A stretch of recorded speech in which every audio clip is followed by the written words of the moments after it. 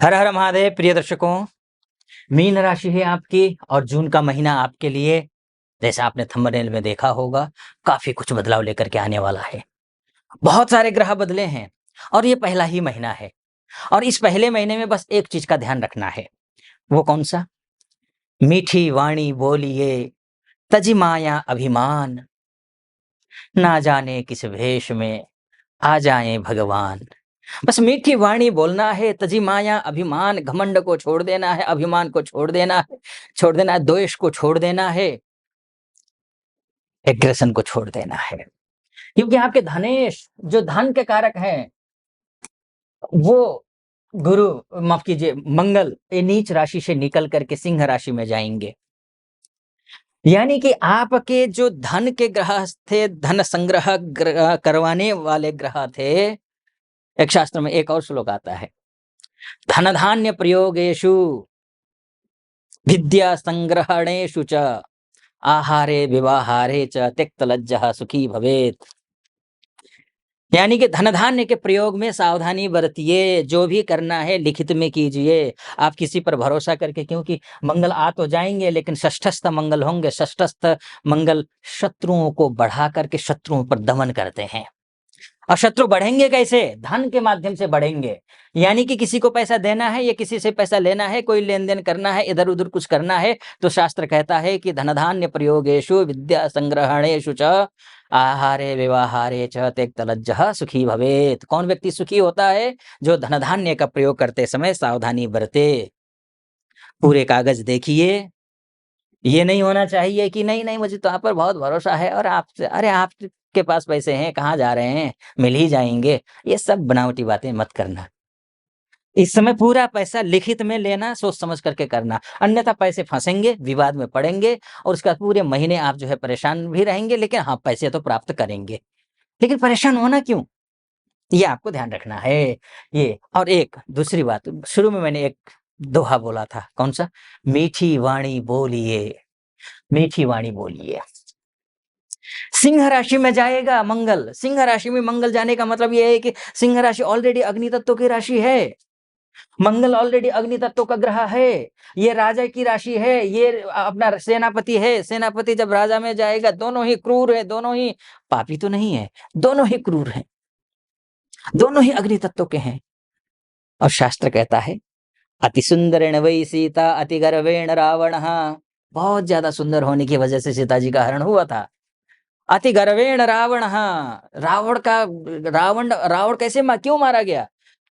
वो तो ब्राह्मण था, तपस्वी था, विद्वान था। अत्यंत गर्व होने की वजह, अभिमान, घमंड उसको ले डूबा। अति दानात बलिर्बद्धो, अत्यंत ज्यादा दान करने के स्वभाव के कारण बलिर बद्ध हो गए। बलि को तीनों लोग गुमाना पड़ा। इसलिए कहा गया अति सर्वत्र वर्जयेत। अति नहीं होना चाहिए। आप घमंड करेंगे, आते हुए कामों को बिगाड़ सकते हैं, नहीं बिगाड़ना है। फिर देखिए, आपकी राशि के हिसाब से वैसे बुद्धिमान व्यक्ति हैं, बहुत बुद्धिमान व्यक्ति हैं। बुद्धि का प्रयोग कीजिए।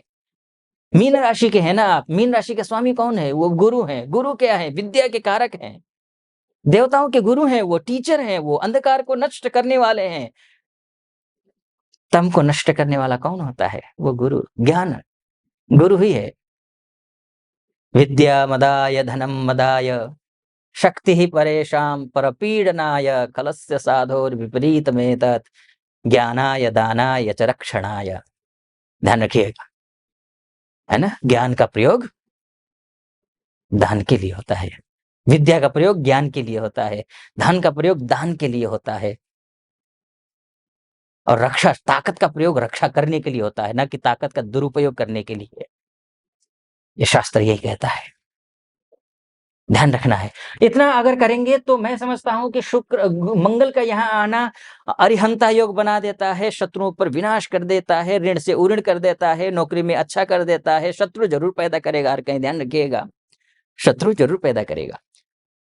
उसको कैसे ठीक करना, वो मैंने सब उपाय आपको बता चुका हूँ, ठीक है। वो क्या तरीका, उपाय नहीं बताया अभी, उपाय अभी बताऊंगा, लेकिन व्यवहारिक तौर पर उसको कैसे कम कर सकते हैं वो मैंने आपको बता दिया है, ठीक है। ये सारी चीजें हो जाएगा ये 7 जून से हो रहा है। ठीक है? ये सब कुछ हो जाएगा। अच्छा, आगे बढ़ूँ उससे पहले एक निवेदन करना चाहूँगा आपके समक्ष। अगर यहाँ तक पहुँचे हैं आप और मेरा विश्लेषण सटीक लग रहा हो तो चैनल को सब्सक्राइब कर दीजिएगा, वीडियो को लाइक कर दीजिएगा, कमेंट बॉक्स में जाकर के महादेव का भक्त हूँ, कृपा आप पर भी बनी रहे ऐसी मेरी कामना। हर हर महादेव 5 बार, 11 बार, 21 बार जो भी श्रद्धा बने आप लिख दीजिएगा। चलिए आइए फिर से विषय पर लौट करके आता हूँ। ठीक है? अब बात उसकी हो गई मंगल की हो गई। अब बात बुध की कर लेते हैं। बुध देखिए यहाँ अपने स्वगृही हो रहे हैं। बुध स्वगृही होने का मतलब क्या-क्या है? जो बिज़नेस करते हैं, व्यापारी हैं अगर आप, तो व्यापारियों के लिए तो व्यापारी अगर आप हैं, तो व्यापारियों के लिए तो ये रामबाण है। सीधा ये धनु त त त ये मिथुन राशि में आएँगे, अपना घर है, स्वस्थः स्वगृहे शास्त्र कहता है, अपने घर में ग्रह स्वस्थ हो जाता है। अब स्वस्थ क्या होगा? स्वस्थ होगा और राजकुमार स्वस्थ हो जाए, पूरा राजकुमार मतलब पूरा प्रचंड ताकत का हो जाए, तो फिर वो तो सब कुछ ठीक कर देता है। बस बुद्धि का सही सदुपयोग करना है, इतना ध्यान रखिएगा। क्या-क्या ठीक करेगा? व्यापार ठीक करेगा आपका, आपकी नौकरी ठीक करेगा, प्रमोशन आपका करवाएगा, इंटरव्यू कॉल नहीं आ रही, इंटरव्यू कॉल आएगी, इंटरव्यू देंगे। ये सब कुछ आपका करवाएगा, ये गुरु का लेकिन सावधानी हटी कि दुर्घटना घटी।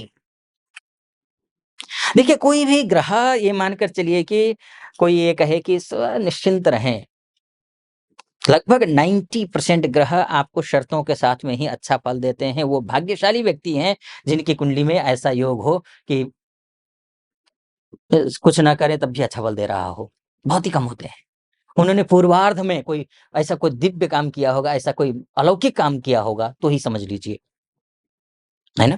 तो अब ऐसी स्थिति में क्या होगा कि गुरु के साथ गुरु, बुध और सूर्य भी आ जाएँगे यहाँ कब कितने तारीख को? ये तो 6 तारीख को आएँगे लेकिन 8 तारीख को अस्त हो जाएँगे, ध्यान रखिएगा। ये मैं जो कहना चाह रहा था ना, वो 8 तारीख को अस्त हो जाएँगे। अस्त होने का मतलब है कि विकल अवस्था में जाएँगे। विकल अवस्था मतलब अपने किरणों से हीन हो जाएँगे, निष्फल हो जाएँगे, निष्प्रभावी हो जाएँगे, तो ये फल नहीं दे पाएँगे। करना क्या है? गणपति अथर्व शीर्ष का पाठ करना है। श्री गणपति अथर्व शीर्ष या फिर श्री विष्णु सहस्त्र नाम। इन दोनों का पाठ कर लीजिए, ठीक हो जाएगा, कोई चिंता की बात नहीं है। है ना? और कोई भी काम शुरू करना हो, गंगणपतये नमः, ओम गंगणपतये नमः इस मंत्र का जाप करते हुए काम शुरू कीजिए, अच्छा ही रहेगा। ठीक है? ये हो गया। सूर्य आएँगे 15 तारीख को सूर्य यहाँ आ जाएँगे। यहाँ सूर्य आने का मतलब ये है कि आपके माताजी की अगर तबीयत ठीक ना रहती हो, तो थोड़ी-सी सावधानी बरतिएगा। आप भी अगर सिगरेट इत्यादि लेते हैं, तो आप अपने लंग्स का ध्यान रखिएगा क्योंकि यहाँ ये आएगा तो उसको जलाएगा ये। मिथुन राशि वैसे तो जो होता है आपका जो है शीर्षास्य बाहु, बाहु का होता है। यहाँ पर अगर कोई प्रॉब्लम हो, बाहुबली में कोई प्रॉब्लम तो समस्या होती है। लेकिन चतुर्थ भाव जो होता है ना हृदय से संबंधित भी होता है, तो थोड़ी सावधानी बरतनी है। यानी कि कोई भी ऐसी चीज़ नहीं लेना है, जो कि शारीरिक रूप से नुकसान पहुँचाए। वो ध्यान रखना है। ख़ैर मैंने तो मोटा-मोटी तौर पर ये आपको अच्छा शुक्र के बारे में तो मैंने बताया नहीं अभी आपको। शुक्र यहाँ पहुँच गए हैं देखो, आप यहाँ पहुँच गए हैं। आपके शुक्र यहाँ पहुँचने का तात्पर्य जानते हैं आप, आपके लिए बहुत ही अच्छा है, बहुत ही बढ़िया है। विदेश से संबंधित सारे काम ये शुक्र बनाएँगे। विदेश जाना हो, विदेश में रहते हों, विदेश एमएनसी में काम करते हों, अच्छा करेगा, निश्चिंत रहिए। मोटा-मोटे तौर पर मैंने बता दिया आपको कि जून का महीना कैसा रहेगा और डिटेल में चर्चा करना चाहते हैं आप। कि वाक़ई में कुंडली में क्या है आपकी कुंडली ही डीएनए है। आप अपनी कुंडली के बारे में चर्चा करना चाहते हैं तो नीचे नंबर है, उस नंबर पे कॉल कीजिए। आप महिला हों या पुरुष हों, आप देश से हो देख रहे हों या विदेश से देख रहे हों, तो आप इस नंबर पे कॉल या व्हाट्सएप कीजिए, मेरी टीम से बात कीजिए, अपॉइंटमेंट ले लीजिए, मैं स्वयं आपकी कुंडली का विश्लेषण करूँगा। सटीक लगा हो सब्सक्राइब, लाइक और कमेंट ज़रूर कर दीजिएगा। फिलहाल अनुमति दीजिए। हर हर महादेव।